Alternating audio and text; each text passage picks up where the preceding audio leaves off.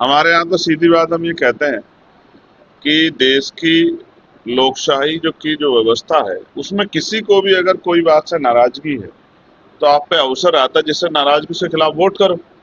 और अगर कोई चाहता है कि इस तरह का कोई कानून बन जाए और आंदोलन से काम नहीं चल रहा तो अपनी दल बना ले, दल बना के लोकसभा विधानसभा में आ जाए। जो साथी आंदोलन कर रहे हैं, मेरी उनको राय है कि वो सब लोग अपना दल बनाए और दल बना के आगामी लोकसभा चुनाव में, विधानसभा चुनाव में पार्टिसिपेट करें, अपना संख्या बल बना ले, उनका बहुमत हो जाएगा, बहुमत बना के वो कोई भी कानून पास कर देंगे।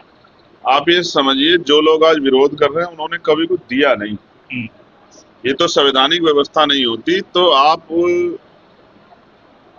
ये जो चुनावी भाईचारा इसको भी नहीं निभा पाते। और मैं आपको जो बात अब कहने वाला हूँ, आपने बीजेपी का जिक्र किया, वो मुख्यमंत्री का जिक्र किया, इस पूरे आंदोलन के पीछे ही कुछ ऐसी ताकतें हैं जो जातिगत जनगणना और उसके आर्थिक आंकड़ों से डरी हुई, जिनको लगता है कि जातिगत गणना अगर होगी, उसके आंकड़े जारी होंगे तो बहुत सारे लोगों के जो झूठे भ्रम फैलाए टूट जाएंगे। लेकिन इसमें जो दूसरा जवाब है मेरा, वो इनके सवाल से जुड़ता है। शिक्षा, पेपर लीक, रोजगार जैसे मुद्दों पे नौजवान इकट्ठा हुआ था, और जब नौजवान इकट्ठा हुआ तो सरकार ने दिमाग लगाया कि इनको कैसे तोड़ा जाए। नौकरियां सरकार दे नहीं रही है, अवसर दे नहीं रही है, और तमाम तरह की जो है आवश्यकता की पूर्ति नहीं कर रही है। अच्छे स्कूल नहीं है, अच्छे कॉलेज यूनिवर्सिटियां नहीं है, अच्छे सड़क नहीं है। मैं एतमादपुर गया था, गारा हो रहा है गोडे गोडे।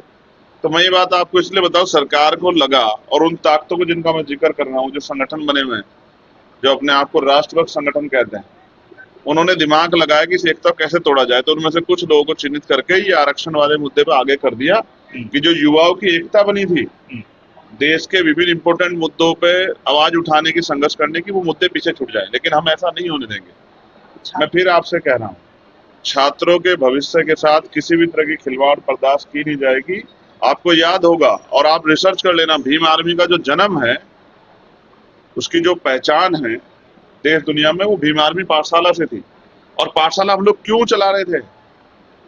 जब आप पाठशाला के बारे में जानेंगे तो ये भी जानेंगे क्यों चला रहे थे। क्योंकि सरकारी सिस्टम, सरकारी स्कूलों के हालात बहुत खराब हैं, जर्जर हैं। टीचर नहीं है, पर्याप्त टीचर नहीं है, बिल्डिंग अच्छी नहीं है, स्वास्थ्य सेवाएं नहीं है, सुविधाएं नहीं है, किताबें समय पे नहीं मिल रही है, शौचालय नहीं है, पेयजल पदार्थ यानी कि पानी और आवश्यक सुविधाएं नहीं है, अच्छी शिक्षा नहीं मिल रही। इसलिए हमने पाठशालाएं चलाई कि हम अपने बच्चों को पढ़ा सकें, उनकी नींव मजबूत कर सकें।